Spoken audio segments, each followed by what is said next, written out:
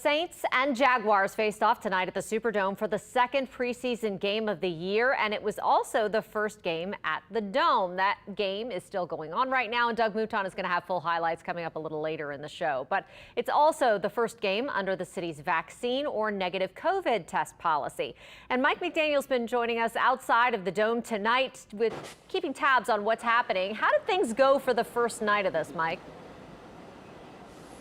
Yeah, pretty good. I can tell you things have cooled down a lot compared to how it was a little earlier. The Saints are still in there battling it out right now against the Jacksonville Jaguars. We have not gotten any reports of issues or any problems as it relates to these COVID requirements. In fact, every single person that we talked to said they were happy that these requirements were in place. They felt much safer in the stands going into the stadium. Now, as the Saints continue to battle it out inside, it's been a pretty good game day out here. It's game time at the Dome. Who dat? Who dat, baby? But before the Who Dat Nation got to cheer on the black and gold, Okay. Saints fans had to show proof of COVID vaccination or negative COVID test to get in. It was just showing your card, showing your ID, and you're straight through. For Hannah Green and her mom, it was then straight to their third row 50-yard line seats to watch the game. Fans we spoke to who filed through those COVID checkpoints had no problem with the requirements. Vaccinated, we got a mask, we ready, let's go get it, let's go. It is what it is. You know, if that's what they say you got to do, that's what you got to do.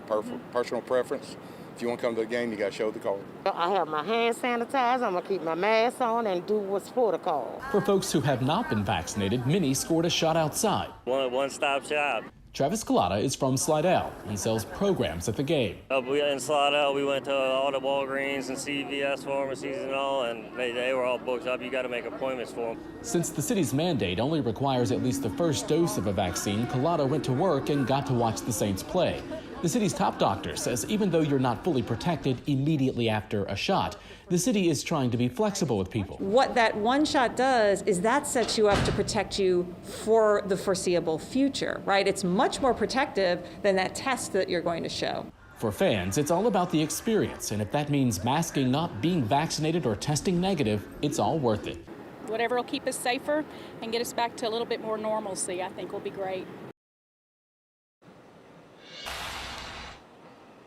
And masks, of course, had to be worn inside the stadium. That's regardless of vaccination status, and that is applied to both staff as well as fans. Now, when it comes to that mobile vaccination site, which was put on by Auctioner, we checked to see how many people actually got their vaccine today. Auctioner reports 65 people rolled up their sleeve. Live from the Caesars Superdome, Mike McDaniel, Eyewitness News. Ladies. All right. Thank you so much, Mike.